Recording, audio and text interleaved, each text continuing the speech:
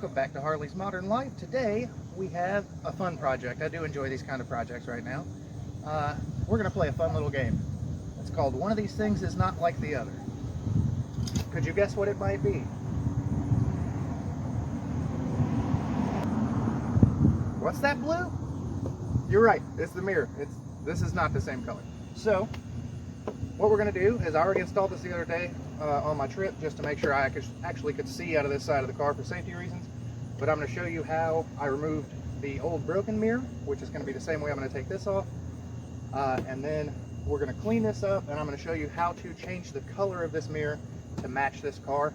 It's actually fairly simple and not really expensive, especially considering I'm going to be using a similar technique to take care of the chip we have down here and some of the chips that we have back there. That'll be a little bit more in depth. It'll be a whole different video. But today we're going to tackle this mirror. We're going to make it the same color as the car. We're going to make it look pretty, reinstall it. Should be a huge change. All right guys, here we go. Now I'm going to show you how to take this mirror off, and we'll go from there. It only takes a few simple tools. That is all you're going to need. We've got a screwdriver, a little pick, and that's actually a body panel tool. You can get a pack of those at the parts store for pretty cheap. I think it's tens or teens of dollars. And every car will be a little bit different, but most every car will have a hidden screw behind a panel right here in this handle. Now this has a pass-through, so typically the pass-throughs don't have a screw here, but if it's just a filled cup holder where you can't pass your hand through, normally there's a panel there that has a screw in it. Some vehicles have screws down here along this bottom edge, but a lot of them do not. So all you've got to do is get in here. It might be a little dark for you. There will be a place to stick your pick. A little hard to do with the offhand.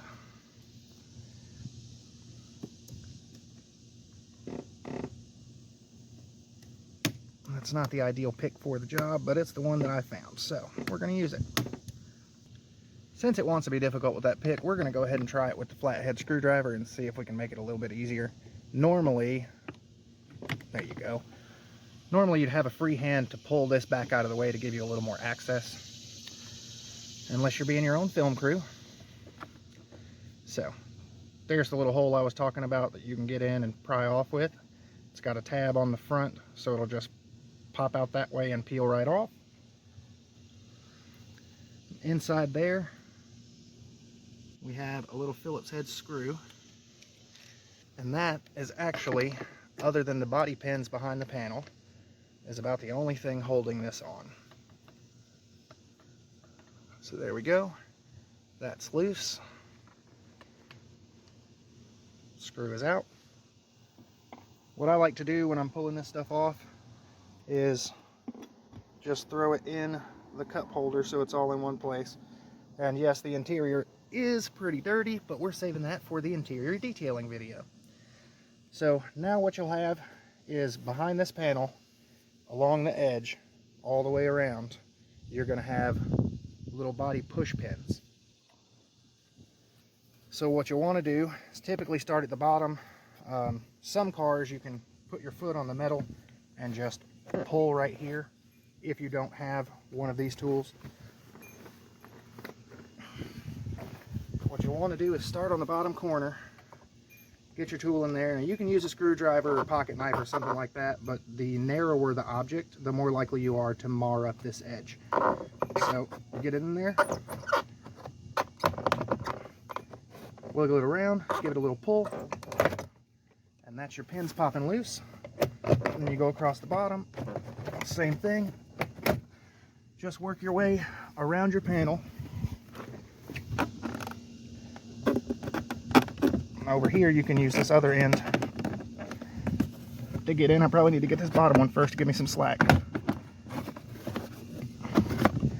So you can use the angled end to get in and then press. All right. I believe that has us fairly well disconnected from all of our pins. Now on this, and every door panel really, once you get all your pins taken apart, what you want to do is pull out the bottom and then lift up, because they all ride in a channel. The top of this curves back down into the door, and they all ride in that top channel. So I will see if I can get you positioned to where you can watch that happen.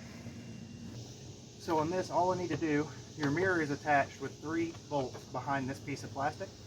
Some cars, this piece of plastic will just come off on its own. A lot of them are attached to the door panel. This one is attached. So you want to pull out on the bottom. I think I have one reconnected back here. You want to pull out on the bottom, lift up over that lip, and for this car, all I really need to do is get that away. You can probably see the nuts back there. So here we have these 3 nuts and the electrical connection, because this is a powered window. You're going to need to, there's a tab right here you'll need to push in, and as you do that, you're going to want to pull out. That's a release mechanism. Boom, that's undone. Oh, I did leave out one tool in the description. You'll need a 10mm wrench for these. So these are fairly easy. Might help if I got the wrench on the right direction. It's a ratchet wrench, so only one way.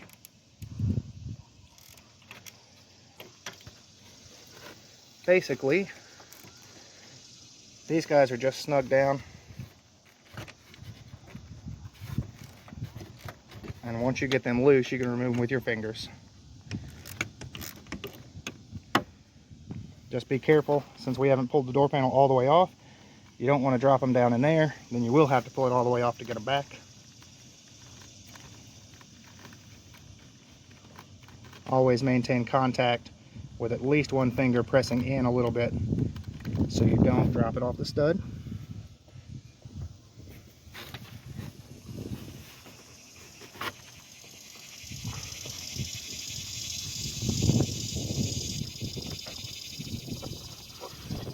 Here we have the last one.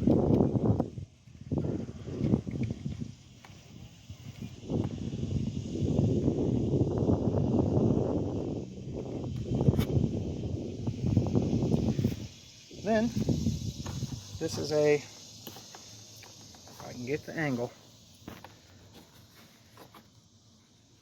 this is a little grommet that pops through to keep the weather out. I'll come to the outside of the door and just pull it out.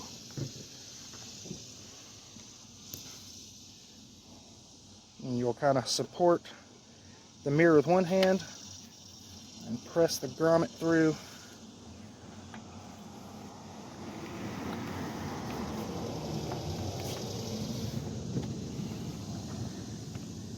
And then the whole mirror just slides right on off of there. Now we have a mirror that we're ready to work on. Change the color of this guy. Alright guys, as you can see here, we have everything that you're going to need to do this simple DIY fix on this mirror. And you're going to need some rubbing alcohol to clean and prep your surface. You're going to need some 800 grit sandpaper to key your surface so that your paint will be able to get a good bite onto that texture and actually stick. You're going to need some primer because we're starting with a different color. Now, I did some research and I couldn't figure out what color primer they used on this car, but it was most likely gray. So I got some gray primer. Now, this, you can go to your local parts store, call them up, see if they mix paint. This cost me $35 plus tax. I got the paint coat out of the car, and this is the exact color of the rest of the car. It's called Dark Brahma Jewel. The paint code on this one is 519Q. I got this from the O'Reilly's one town over, and it only took them about 10 minutes to mix it up. You're going to need some clear coat. It's best to use a 2K clear coat. It's sort of, there's a bladder inside of it and mixes 2 different chemicals inside the can, but that stuff's a little bit pricey, and I've got a lot of stuff I've got to do, and I happen to have this today, so we're going to use this. And you're going to need some tape to tape off the areas that you do not want to paint. And if you're doing a DIY project, these blue shop rags are basically lint free, So a little small thing like this, these are just fine for your prepping. You could go get tack cloth and all sorts of stuff, but then it starts getting really expensive. So these are about 10, 11 bucks a can.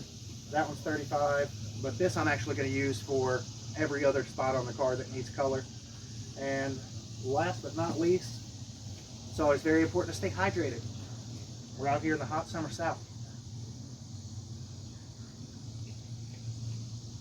That's good stuff. So what you're going to want to do first, this thing came out of a junkyard. It's got dirt all over it. I'm going to need my tape to stick to the areas that I don't want to be painted. So what you're going to want to do first is take yourself one of your rags, get some of your alcohol, and you can use glass cleaner. You can use lots of stuff, just something that's going to clean it and not leave a residue. So I've got 70% isopropyl. Get some on your rag. Just give the whole thing a wash down. All right, that's good for a start. So we're then going to want to tape off everywhere we don't want to get paint. I'll probably start with the mirror. On your curved parts, it's a lot easier to use smaller pieces of tape. Try to get that back there as far as I can.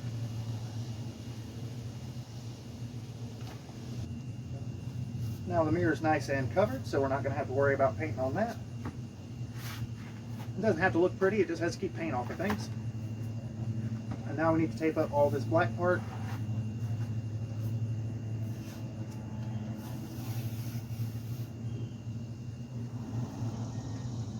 Now one trick you can do on difficult contours, for instance right here, that was going to be kind of hard to get tape to go around that way. So I just over taped my boundary. I got it onto the actual part I want to paint. And you can come back in and trim it just along your paint side.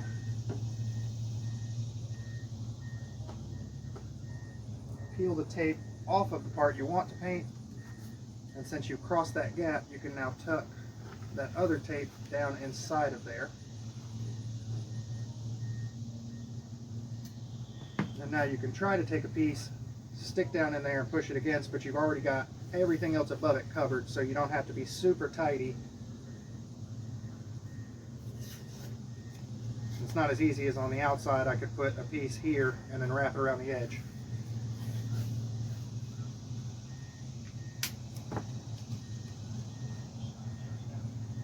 Try to stick that down in there.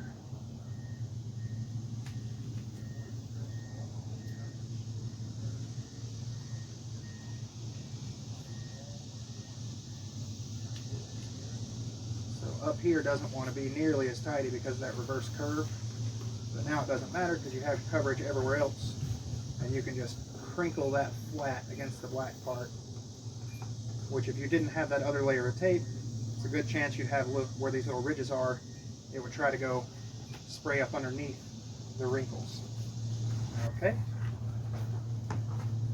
I think we are all covered up everywhere except for where we want to paint. So for your next step, what you're going to want to do is take your 800 grit sandpaper and you want to key every bit of the surface. They call it keying because it basically gives the paint a key to stick onto. So these 800 grit scratches gives more surface area for the paint to adhere to. If you just tried to paint over this clear coat, it would be flaking off in no time. So you just want to lightly go over it and scuff the entire surface. You can probably see it turning hazy. You want to be careful around the edges because you can burn all the way through. That's anytime you're sanding. The edges will end up with more pressure on them just accidentally because they're raised points. But you want to basically turn all that clear coat flat into a nice matte finish. Okay, now everything should look like this, nice and flat. You'll have to sand through a bit of the orange peel, which is the dimply texture you'll notice as soon as you start sanding, because in each little crater in those dimples is still polished.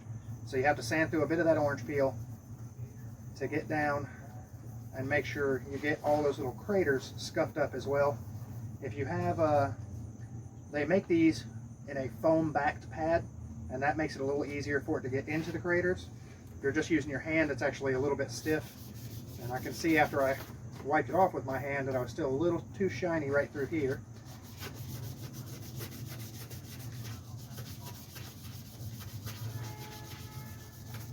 And this part is a little bit tedious, but with any paint job, from a minor DIY repair to professional in a paint shop, it's the prep work that makes the paint job.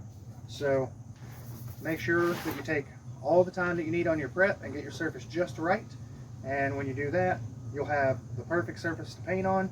And then if you lay down good paint, it'll be a perfect paint job when you're finished. But if you half-ass the prep, no matter what you do, no matter how good of a painter you are, it's going to come out poorly. If you do a good job on the prep, even if you're a mediocre painter, it's going to come out a lot better than that person who did a poor job. So I think we're pretty well scuffed up. Point this all down by hand. And I'm going to notice a few more spots that need it. I'll go ahead and touch those up. Need just a little bit more sanding. This front surface is nice and flat, not shiny anymore. I can see like right here, still got a little bit of shine, so I'll have to go back over that. So I'll touch up the spots that are left, and we'll get back to it. Okay, we're taking a few more minutes to flat out the rest of the spots that I saw that were still highlighted. Next step is to clean all this down, degrease it. We're going to use the alcohol again. I'm also going to be wiping off the tape to get all the dust. I'll go wash my hands up to get the dust off of them.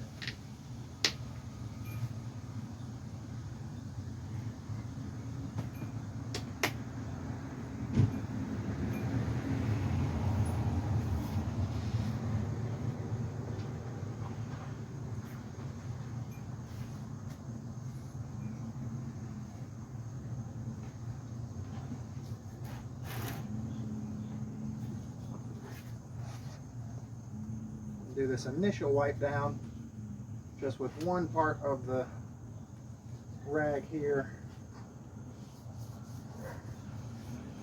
and that'll collect a lot of the dust, but it's also on the paint. It's going to be smearing around a lot of the dust. Let's go ahead and get our work area a little tidied up too.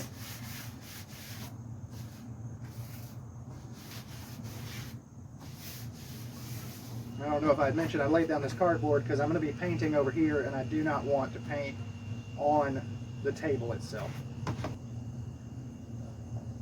Now we'll go with the clean rag.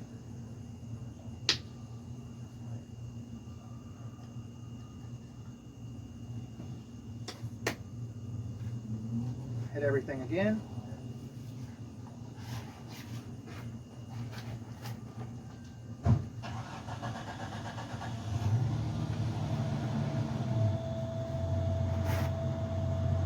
At this point, I don't want to touch any of the painted surfaces with my hand anymore,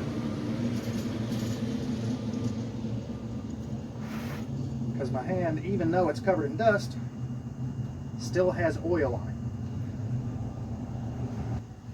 it. Any of the oils in your skin will prevent your paint from adhering properly.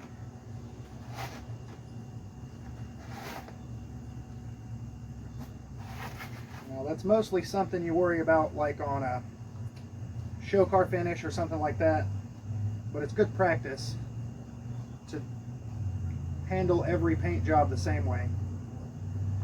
Do it the right way the first time and get good results every time.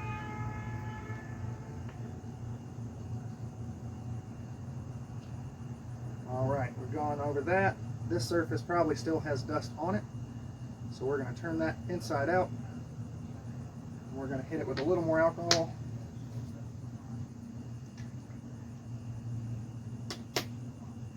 Again, not touching the surface with our hands anymore, and give everything one more wipe down.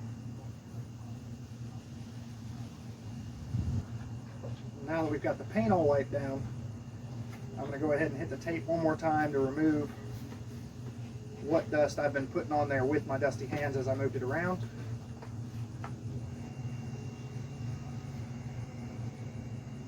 Okay, now I'm going to go wash my hands up, and after that we will be ready to spray color. No, primer. Be ready to spray primer next. Okay, we are now ready to apply our primer. Now the way we're going to do this is I'm just going to cut through to keep this short.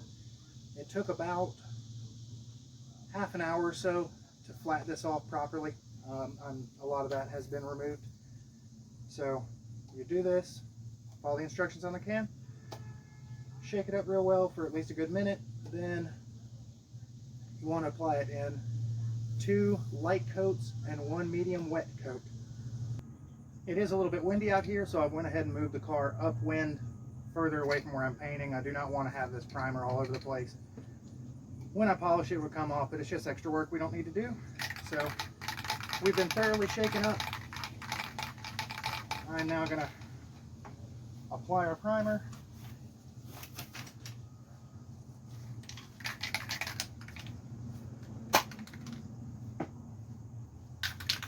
You always want to do a test spray.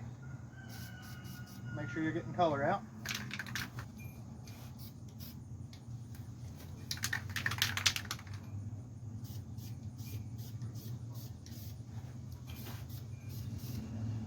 So do a nice light coat like that. It's going to be splotchy still.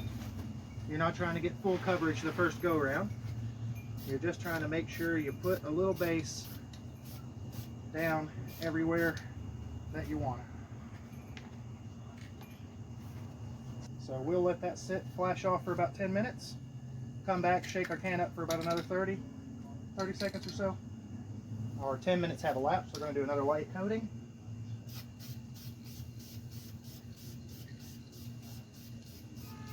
And that's filling in to be a lot more solid.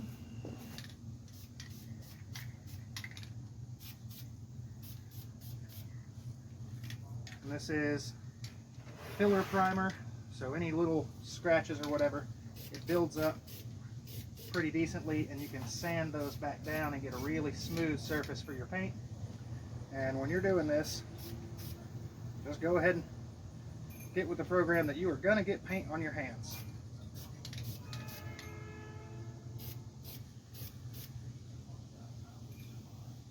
There we go. I think that's good for our second light coat. We'll let that flash off for 10 minutes as well. Now it's time to give it that last solid coat. These 2 coats have made one nice layer. Now we get one thick layer to build up enough where we sand it flat, we don't end up burning through back to the original color.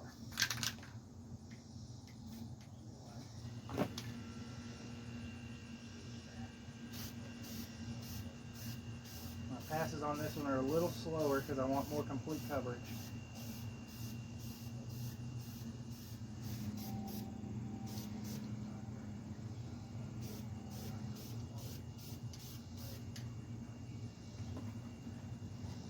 I believe that has us properly primed. Oh, thanks for landing in there, bug man. Let's get our bug out. You can get off of me, that's cool. And touch up that spot I just messed up with the bug.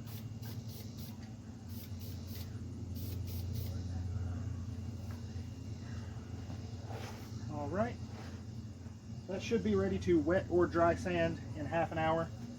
I prefer wet sanding because it keeps your paper a lot cleaner and you can reuse it more often. With this, I may dry sand it because if I wet sand, water's going to get in all these little crevices and could drip out onto my color if I don't wait a long time for it to dry out. So I'll probably dry sand this one just for ease of speed and not having to wait, 4 hours with this baking in the sun to make sure it's dry. All right, we're now going to flat this back down the same way we did with the clear coat. Now it's been a little later in the day. The sun has moved me out of the shade. Love that traffic. This should take a lot less time to flat off because it is not dimpled like the clear coat is. All cars come from the factory with an orange peel. Different manufacturers like different amounts. But we're going to take a fresh piece of sandpaper so that we're not putting the clear coat dust from the last one on this primer. And we're just going to go ahead and flatten this back down the same way. Once you get it nice and smooth, then we'll clean it back up with the alcohol the same way, and we will be at that point ready for color.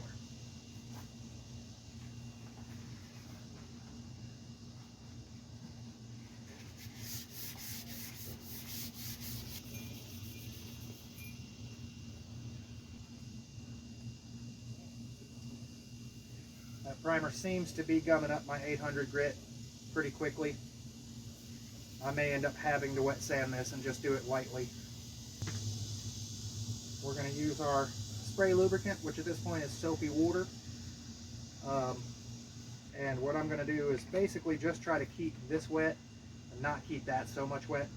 See if that helps keep my sandpaper clear. Because I really don't want it to be in this crack very much.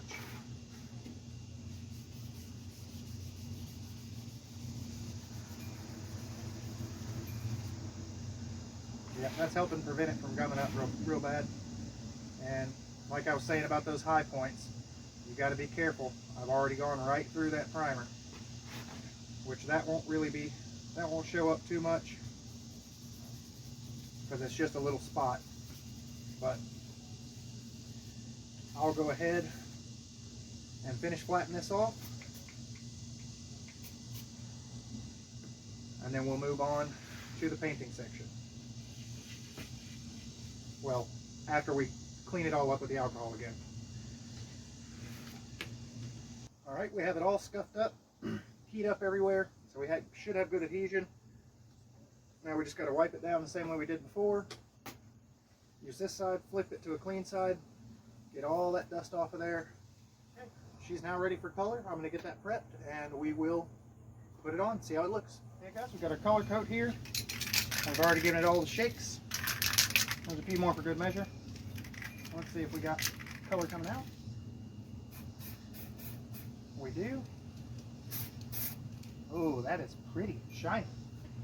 Alright, this is going to be the same technique. We're going to do lighter coats, then we're going to do a wetter coat, and see, we're going to give that about 10 minutes to flash off on each one as well. So let's see how it looks.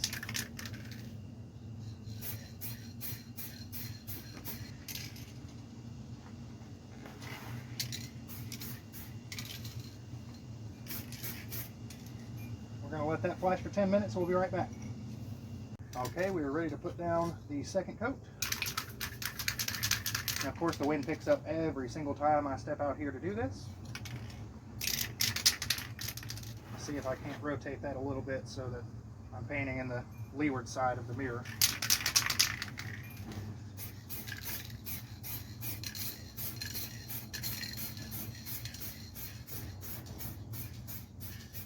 This should be filling in most of your splotches on the first coat.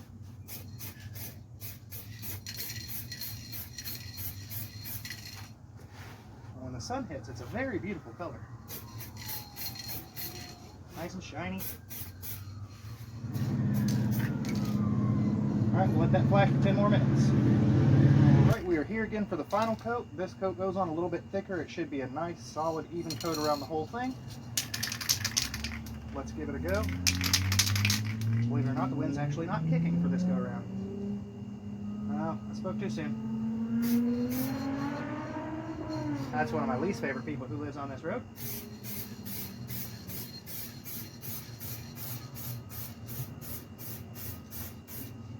I wonder if he knows your car doesn't have to stay in first gear.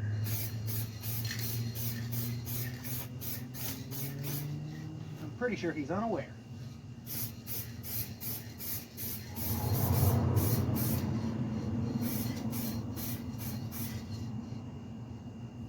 There we go. I think we have it. got a few little flecks of dust. There's a little bump right there that flew into it while I was painting. Have to pick that out later. But now we just let it cure and it'll be ready for clear coat.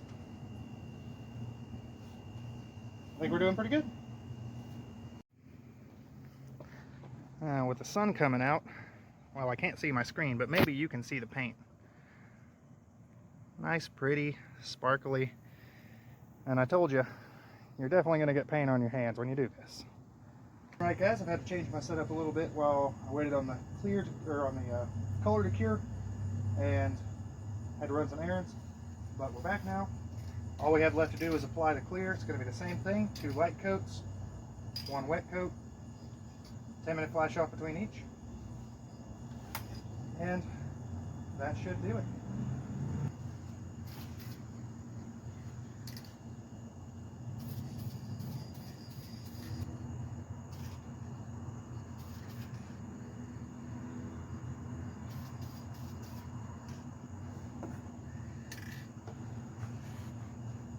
Well, that already looks so much better. We'll let that go 10 minutes. We'll come back and we'll hit it again. All right, we're going to go ahead and hit it with the second coat now.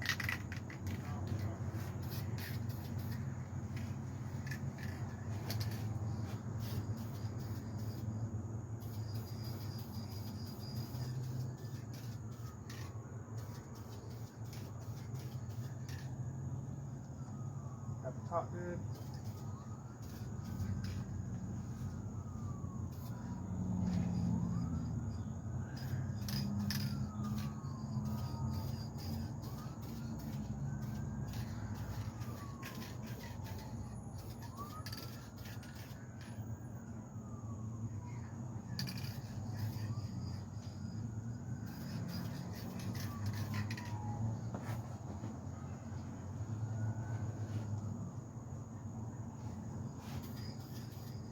There we go. 10 more minutes on that. We'll be back at it for that final nice wet coat, and she'll be good to go. All right, guys, last coat. Here we go.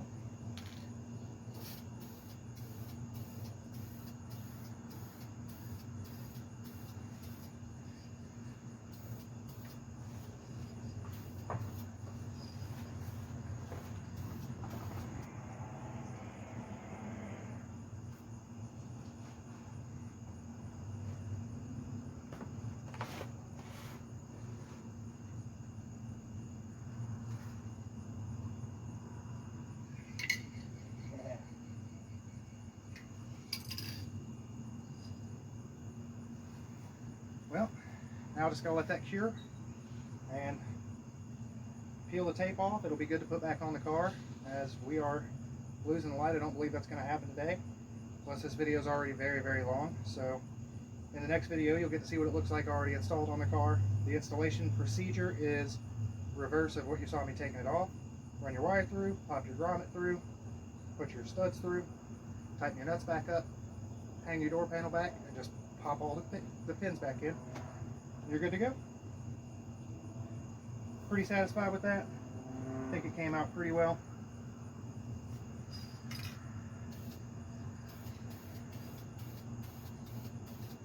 Might have been a little light right there. Alright guys, that wraps everything up for today. Thanks for watching Harley's Modern Life. It has been a treat, especial, and I know it's been a real long one. Thanks for hanging out with me.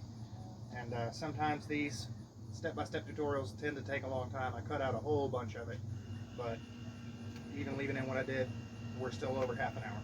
So, appreciate you watching. You should be able to do this exact same thing on your own vehicle and save you hundreds and hundreds of dollars with everything included. Probably coming out about 100, 110 bucks, including sandpaper and everything you might have to buy if you don't have it. And I think that'll do it for me today. Thank you for watching. I hope you're doing well wherever you are in the world. And I will see you next time.